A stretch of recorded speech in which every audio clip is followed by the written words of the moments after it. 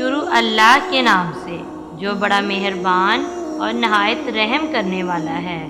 السلام علیکم۔ آج کی اس ویڈیو میں ہم بات کریں گے اسلام کے ایک اہم رکن حج کے بارے میں۔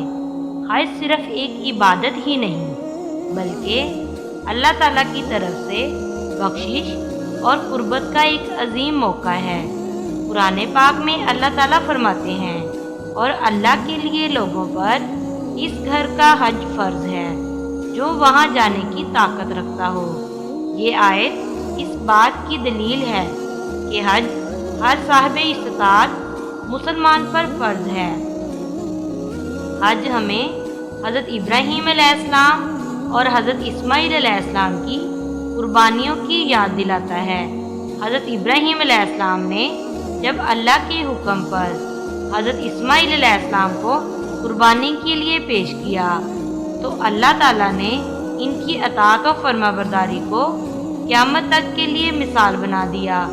نبی کریم صلی اللہ علیہ وآلہ وسلم نے فرمایا، جس نے حج کیا اور اس میں فحش گوئی اور گناہوں سے بچا، وہ اس طرح واپس آتا ہے جیسے اس کی ماں نے اسے آج ہی جنم دیا ہو۔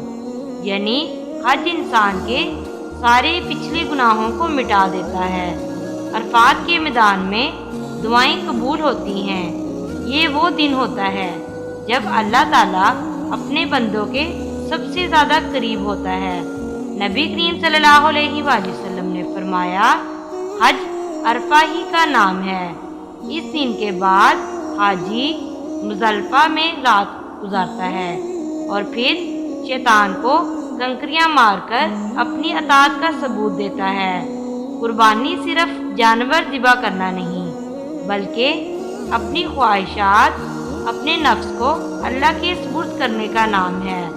حج ہمیں صبر، قربانی، اطاعت اور اللہ سے جڑنے کا درس دیتا ہے۔ اے اللہ، ہمیں بھی اپنے گھر کا دیدار نصیب فرما۔ ہمیں وہ خوش نصیب بنا جو تیرے در پر حاضری دے کر اپنے گناہوں سے پاک ہو جاتے ہیں۔